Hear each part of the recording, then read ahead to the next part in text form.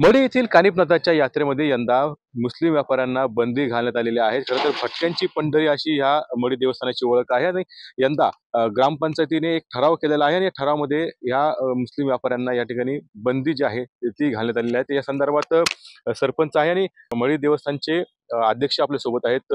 त्यांच्याशी आपण बातचीत करणार आहोत। तर काय सांगाल, काय नेमकं असं घडलं की त्यांना मुस्लिम व्यापाऱ्यांना बंदी घालावी लागली? आमच्या काही कानिफनाथांनी संजीवनी समाधी फाल्गुन वद्य पंचमीला मढी येथे घेतली आणि तो जो काळ आहे की आमच्या मढीकरांसाठी, नाथ भक्तांसाठी तो दुखवट्याचा काळ आहे असं आम्ही मानतो। आणि त्या काळामध्ये आपण जर पाहिलं तर आमची होळी पण आता 28ला आहे। बाकीच्या पूर्ण देशभर होळी मला वाटतं 14ला का 13ला लागते, पण आमची होळी आधीच 15 दिवस असते। होळीनंतर देवाला तेल लागलेलं असतं। त्या काळामध्ये आम्ही कुठले आनंदोत्सव साजरा करीत नाहीत, गोडधोड जेवण करीत नाहीत, पायात चप्पल घालीत नाहीत, कटिंग करत नाहीत, दाढी करत नाहीत, कुठलेही लग्न समारंभ आमचे कुठलाही आनंदाचा क्षण, कारण तो आमचा दुखवटा आहे, आनंदाचे क्षण आम्ही साजरे करीत नाही। पण हा समाज त्या ठिकाणी येऊन मांसाहार करणे, दारू पिणे किंवा चक्र्या लावणे, सोरठ लावणे, हे जे अशा प्रकारचे ते ह्या समाजाचे व्यापारी त्या ठिकाणी करत असतात। आणि म्हणून भाविकांमध्ये अगदी इथपर्यंतच नाही, कितीतरी वेळा भाविकांना हाणमार त्यांनी त्या ठिकाणी केलेली आहे। पोलीस स्टेशनला जाण्याची वेळ जर आली तर रस्त्यात अडवून त्यांना मारहाण त्या ठिकाणी केलेली आहे, खिसे कापणे। म्हणजे पवित्रता अवैध धंदे जे आहेत ते केले जातात असं तुमचा आक्षेप आहे? हो, अशा पवित्र ठिकाणी असे आहे 2 नंबरचे धंदे नाही चालले पाहिजे, कारण ते पवित्र संजीवनी समाधी आहे त्या ठिकाणी। आणि म्हणून बऱ्याच दिवसांची भाविकाची मागणी होती, तसे पत्र आम्हाला ग्रामपंचायतीला उपलब्ध झाले होते माझ्याकडं, म्हणून त्या संदर्भात ग्रामसभा बोलवली होती।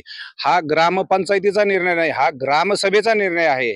ग्रामसभेमध्ये हा बहुमताने निर्णय पास केलेला आहे आणि ग्रामसभेला निर्णय घेताना कुठल्याही ग्रामपंचायत सदस्याची त्या ठिकाणी आवश्यकता भासत नाही। ग्रामस्थ निर्णय घेत असतात आणि त्यावर मतदान केलं जातं आणि त्यानुसार बहुमताने तो ठराव त्या ठिकाणी पास केलेला आहे। पण या ठरावाला अनेक ठिकाणी विरोध होताना दिसतोय। हा असंवैधानिक ठराव असल्याचं देखील बोललं जातंय। ग्रामस्थांना या लोकशाहीमध्ये ग्रामसभेला प्रचंड अनन्यसाधारण महत्व आहे। गावातले काय निर्णय घ्यायचे ती गावातली संसद आहे आणि ते निर्णय ग्रामपंचायतीला घ्यायचे हा सुप्रीम कोर्टाचा निर्णय आहे का ग्रामपंचायतीला ते निर्णय घेऊ शकतात। आपण जरी म्हणत असाल विरोध आहे, पण बरेचसे चायना आपण प्रसार माध्यमांनी जर जे काय फेसबुक असेल किंवा याला तुम्ही जे टाकलं त्याला पहा काय प्रतिक्रिया येतात। साधा बीडीओने एक नोटीस काढली ग्रामसेवकाला, तर त्या बीडीओला एवढ्या तिखट प्रतिक्रिया नागरिकांच्या त्या ठिकाणी येतात। म्हणजे त्या सपोर्टच्या बाजूने लोकांच्या जास्त प्रतिक्रिया आहेत। तुम्ही तुमच्या निर्णयावर ठाम आहे? अगदी 100% ठाम आहे, याबद्दल कधीच मागे हटणार नाही आणि हा निर्णय आम्ही तंतोतंत पालन करावं। प्रशासनाने आम्हाला या ठिकाणी मदत केली पाहिजे, विशेष करून पोलीस प्रशासनाने। म्हणजे व्यापारी जरी आले तरी तुम्ही त्यांना विरोध करणार? हो, व्यापारी जरी आले तरी आम्ही त्यांना त्या ठिकाणी दुकाने लावू देणार नाहीत, अशा प्रकारचे दुकाने त्यांना लावू देणार नाही। मांसाहार नाथांना जो की मान्यच नाही आणि त्यासाठीच आम्हाला कौतुक करण्यासाठी, तुम्ही जे म्हणता ना विरोध आहे, आमचं कौतुक करण्यासाठी नामदार मंत्री महोदय नितेशजी राणे साहेब 28 तारखेला मढीला या ठिकाणी महाआरतीसाठी आणि होळी पेटवण्यासाठी येत आहेत। तर निश्चित आपण बघतो की जो निर्णय घेतलेला आहे त्या निर्णयावरती ग्रामस्थ किंवा सरपंच जे आहे ते ठाम आहे। त्यामुळे येत्या काळात आता काय प्रशासन भूमिका घेतं हे पाहणं अत्यंत महत्त्वाचं असणार आहे। त्यानुक्रम कसं कुणाल जाय, TV9 मराठी, मढी, अहिल्यानगर।